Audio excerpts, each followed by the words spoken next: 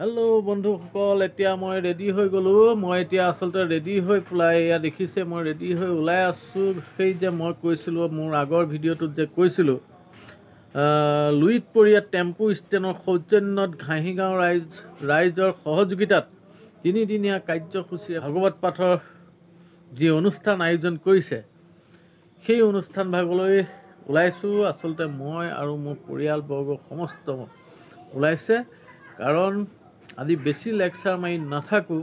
মই আপোনালোকক শুনাম সেই ভাগৱত পাঠ, কাৰণ ভাগৱত পাঠটো শুনিব লাগে। যিসকলৰ হৃদয়ত ঈশ্বৰৰ প্ৰতি ভক্তি আছে তেওঁলোকে নিশ্চয় শুনিব, কাৰণ কোৱা হৈছে যে যিসকলে ভাগৱত পাঠ শুনে তেওঁলোকে পুণ্য গোটাব পাৰে।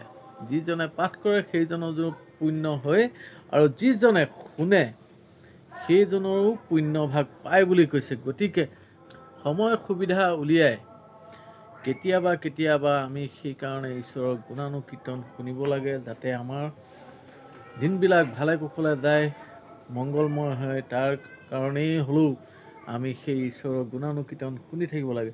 গতিকে বেছি দেৰি নকৰোঁ, বলক গৈ থাকোঁ আৰু আমি ভাগৱত পাঠৰ অকণমান হ'লেও কলি এটা আপোনালোকক আমি আহি পেলাই ইয়াতে উপস্থিত হ'লোঁ। ভাগৱত অনুষ্ঠান য'ত হৈ আছে তাত উপস্থিত হৈছোঁ, আৰু আহি এই পদূলিৰ বাটতেই দেখা পালোঁ ইমান এটা সুন্দৰ পৰিৱেশ, য'ত বন্তি ধূপ ধূনা জ্বলি আছে। মানে এই বন্তি ধূপ ধূনাসমূহ জ্বলাইছে কোনে?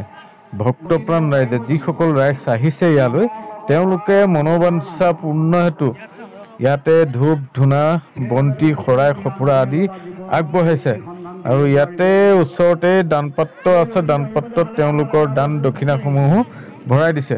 আৰু ইফালে আপোনালোকে শুনিছেই ভাগৱত পাঠ হৈ আছে, ঈশ্বৰৰ গুণানুকীৰ্তন হৈ আছে, ঈশ্বৰৰ গুণগানৰ কথা কৈ আছে।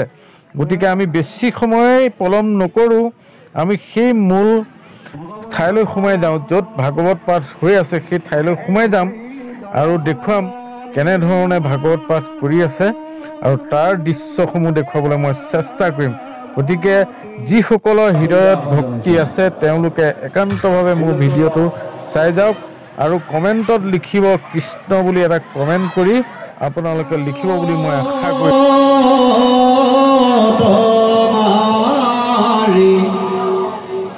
জড়িত আছে মহাভাগৱত ভীষ্ম পৰি, য'ত মহাভাগৱত ভীষ্মদেৱক মহাভাগৱত বুলি ভাগৱতে ন্যস্ত কৰিছে, ভাগৱতে সিদ্ধান্ত দিছে যে তেখেত ভগৱন্তৰ ভক্তি ৰাজ্যখনৰ 12জন বৈষ্ণৱৰ মাজৰ ভীষ্মদেৱ নিজেই এজন। এতিয়া তেখেতে যুধিষ্ঠিৰক প্ৰভুত দিবলৈ যাওঁতে তেখেতে বক্তব্য আগবঢ়াইছে। যদি পঞ্চপাণ্ডৱক উদ্দেশ্যি কৈছে যে তোমালোকৰ ঘৰত যিজন ৰথৰ ড্ৰাইভাৰ, মানে অৰ্জুনৰ গাড়ীখনৰ চালক, যিজন পঞ্চপাণ্ডৱৰ কোনোবাজনৰ দাদা, কোনোবাজনৰ সখী বা বন্ধু, কোনোবাজনৰ দাদাও হয়, কোনোবাজনৰ ভাইও হয়, কোনোবাজনৰ পেহীও হয়, কোনোবাজনৰ দেউৰ হয়, কোনোবাজনৰ বৰজনাও হয়, সেইজনে একেজন যিজন নেকি কৃষ্ণ।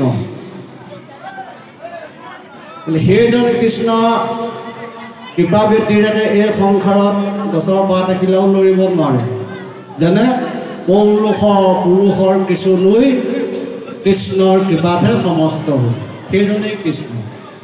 আৰু যুধিষ্ঠিৰক প্ৰভুত দিবলৈ তেখেতে কৈছে যে ধৰ্মিষ্ঠ বলিষ্ঠ ধনুৰ্ধৰ কিছুনুই, যেহি কৰে ঈশ্বৰে ইষে সত্য হৈ, জয় ধৰ্মৰাজ গদা পানী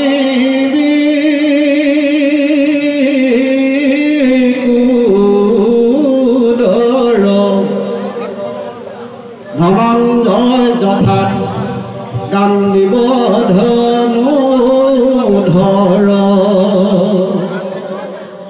পৰম ঈশ্বৰ কৃষ্ণ জৈত ভাষণ দেখিলো আশ্চৰ্য কিনো তথাতে আপদ।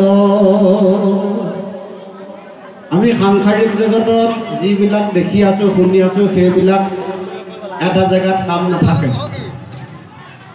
আমাৰ ভক্তিৰ মাৰ্গত দুখন জগত থাকে, এখন সৰু জগত, এখন ডাঙৰ জগত, এখন গুণ জগত, এখন নিৰ্গুণ জগত, একেখনেই। গতিকে এখন আধ্যাত্মিক জগত, আনখন হ'ল সাংসাৰিক জগত বা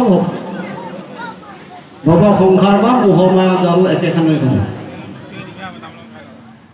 এইটো আধ্যাত্মিক দৃষ্টিত